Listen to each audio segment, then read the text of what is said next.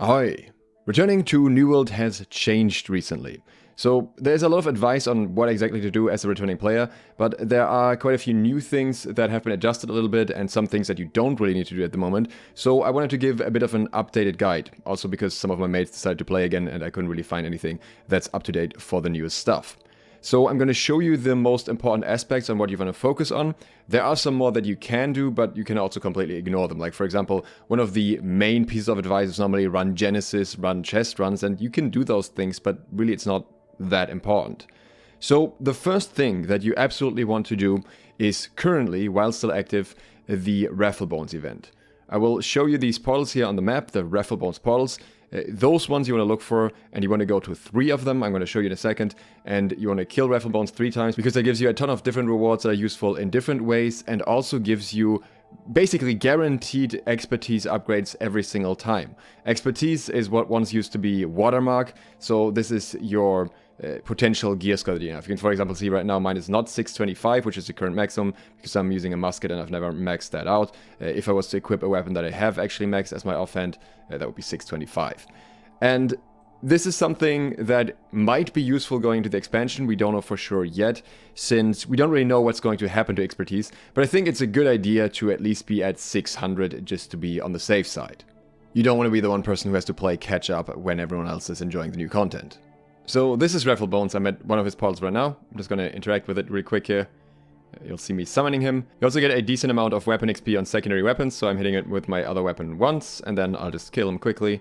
And once he's killed, he will then drop his very nice loot, which will very quickly give me a big increase. So I have Fortune Hunter gear here. I would have gotten an increase from this shield here, and I would have gotten an increase from this hat if my expertise wasn't maxed out yet.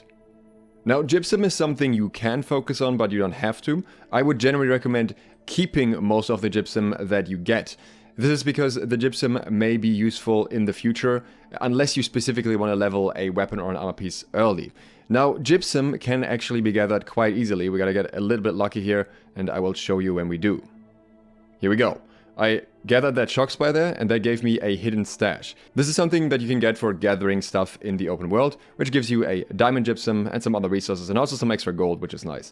So this is something you can get 3 times per day, and something you can very easily get while doing other activities. Just pick up whatever is on the way. You can also just chop some trees or something. You will get it in one way or another. And the gypsum from that, again, it could technically be used to very quickly level one of your weapons now, but I would hold on to it a little while because you can use it towards the end when your expertise is closer to being maxed out, and you can also use it potentially in the expansion. We don't know that yet. What you'll also see is that I'm in an area here at the south of Great Cleave, and this is a new area that was added for a quest, and this area is very important. I have a camp here. You kind of have to go from the shrine down here, just walk a little bit up here, and you will see that there's an area here with an event. At the top right of my screen, you see this Cleave's Malice marker, and this is basically a repeating event. And right now we're in one of the waves. We can just kind of join in here. There's some people here doing them already. That will give you weapon XP by itself. So if you have any weapons that are not maximum yet, this is the place to go. And you see, well, this is just normal weapon XP. Like, this doesn't seem that great by itself. It's a lot of enemies, so it's still nice, but it's not insane. But once you get towards the end of this event, there's actually a spawn of the commander, and this commander spawn will then give you a ton of bonus XP. So if you want to level any weapons, you can do that best here. And if you want to do that as quickly as possible, then you can also use augments. There is a weapon XP booster that you can use for that. Those come from the Season Pass. And the Season Pass, something you don't need to look into very deeply, but you can use the few boosters that you will get along the way for your weapons if you want to level them here. There we go. Got the Thorpkill here, 900 weapon mastery just from that alone, and this was without the booster, so I could have doubled that too. So very good place to level weapons very easily. Usually there's quite a few people here. Definitely something you don't want to miss out on. If you do want to level your expertise quicker, then you can also have a look at recruitment. You'll quite frequently see elite chest ones here. There's ECR, here's one for example. ECRs, they will usually tell the location, so cast would be Castellum. You can always ask them as well if you don't know where exactly it is. And this ECR is just a group of people running the chests together. So it's very easy, very simple. You just have to follow them and you loot the chests and you get quicker expertise increases if you want to do that.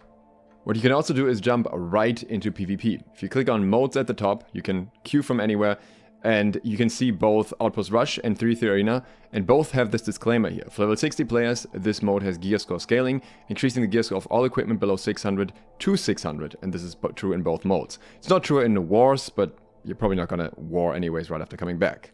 This is also the main thing to do until the expansion in terms of very late game content, because right now, expeditions are really not worth doing anymore, I think, unless you already have gear for them, since you'd have to grind the entire gear first, and then it would become obsolete fairly quickly. In PvP, that's much less of an issue, and being at 600 gear score, you're not in a very significant disadvantage anyways. Sure, others will have more perks than you, they will be at an advantage, but it's not that bad that you can't win a fight. And there are a lot of returning players anyways, a lot of players that don't take, for example, 3v3s that seriously, they just do it for daily gypsum, so you will not always face an intense challenge every single time. That's not to say that there's no challenge. One of our mates had 2 very, very close matches already, with his gear being at around 550 gear score, but again, it's getting normalized in Arena, so he stood a very good chance, but it was rounds that went down to the very last round, with one team winning two rounds and the other one winning 3 rounds twice, so very spicy. If you'd like to level any crafting or gathering skills that you haven't maxed out yet, then right now is the perfect time to do it. There's not that many returning players yet, and a lot of the other players have everything maxed, so they don't really care about that stuff anymore. So as you can see, when I'm walking around here in the open world, there aren't really that many players. Most of the late game is happening in instant stuff anyways, and there are tons and tons of easily farmable resources. So you can very easily gather the stuff that is required to level different skills. You can level the gathering skills at the same time, and you can also very easily buy the stuff that you can use to level skills, because it's fairly cheap if you still have some gold stored from before you left. Sometimes while gathering, you find some special resources. You can see the abnormal pollen here. This is a new resource that gives you extra XP when you refine it.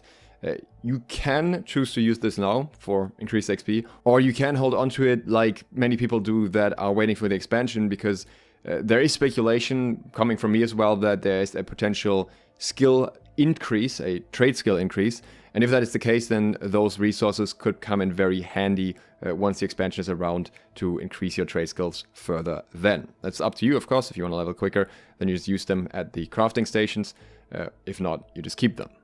There are different tiers of these resources, and there are different kinds. So for example, there's also strange, not just abnormal, and unusual. And there's also different ones for trees, for example, and different ones for harvesting and so on. While you're out in the world, you'll also see that you constantly are able to fill out activity cards on the season pass very, very quickly, and then just flip them over once you have 3 or 4 completed. Don't try to fill out the whole thing every time. Go to the next one, and you get very good progression on that very easily as well, because they are very laid out towards doing different things, and when you're running around in the open world and farming, you're doing different things anyways. Now, if you haven't leveled your gathering yet, then that is also a very nice way to make gold while leveling it.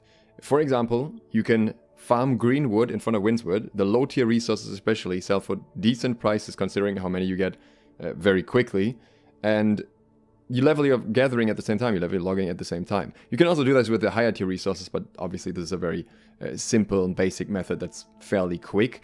And this will also, especially if you have more logging luck, give you softwood tree sap, which you can see goes for a pretty decent price, and you get quite a lot of it. So if you need gold and you just want to do something simple and slightly mind-numbing and also level your trade skills, your gathering, then that's a very easy way to do it. You can do a very similar thing for leather as well. So that's usually done down in the south of Cutlass Keys. Of course, leather goes for a significant amount more, but it's still very easy to farm. And yeah, you get similar things for most of these types of activities. If you haven't caught up on the quest lines yet, it's also worth going especially to Brimstone Sands. The quest lines there give you pretty good rewards, especially the one that starts down here, the Crow's Nest. This is the season quest. It's like a blue quest marker. That is something I would highly recommend doing if you want to get some decent gear, good bags and all that stuff very, very quickly. There's a lot of stuff in there that can be useful in various ways. Another very easy way to get some good rewards is your faction. You get your 3 faction missions per day that give you bonus rewards. So you see you get a ton of faction tokens here, but you actually get a pretty reasonable amount of gold as well. You get like more than 100 here. And there are some very nice rewards now, especially towards the bottom here. We have something like, for example, Gypsum Orbs. If you want to get more of those, you can get some skins actually, if you're interested in that. You can get the Ultimate Combat Trophies eventually, is something you might want to start working towards because you might care at some point in the future, maybe. And you have the XP caches down here that, again, might potentially be useful in expansion. They also contain the same resources here that you get from gathering. Alternatively, they're a very nice way to quickly level your gathering skills more.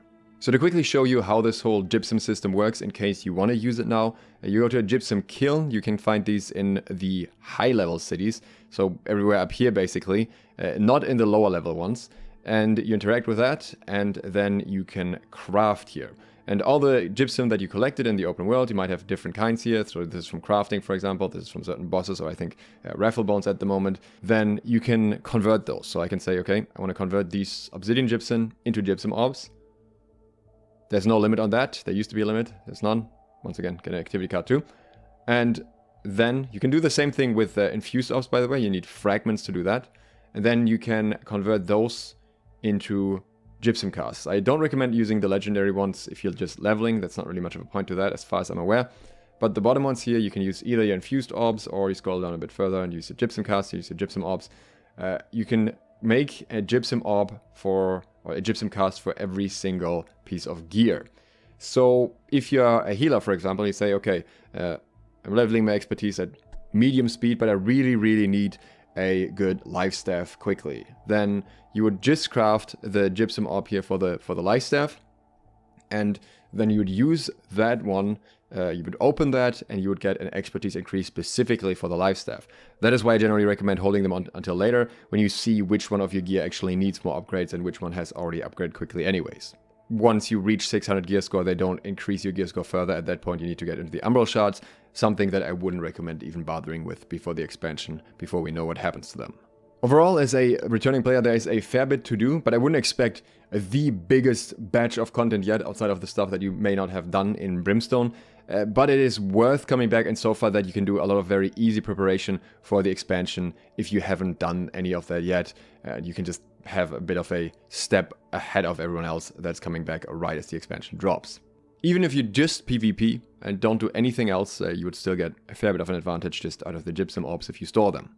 The Raffle Bones event will end soon, but it will be followed by another world event, which will be somewhat similar, and you also just have to travel around to specific places on the map. It's in different locations, but again, it should be very simple overall. And once that is there, I think that will also be a decent way to level expertise. I'm not sure if it will be quite as fast as Raffle Bones because of the way that the loot is generated. It's not guaranteed legendary in that case, but I think it should still be a decent way, at least. It should still be reasonably fast. I hope this gave you a solid overview for now, and if you're interested in more New World info, especially related to the expansion, then consider subscribing and clicking the bell. In the next days, we'll also talk a bit more about transmog and different skins. If you'd like to support me further, you can do so on Patreon and get early trading tips in return, especially for the expansion. Thanks to my patrons who already support me there. And thank you for watching. Dukesloth, out.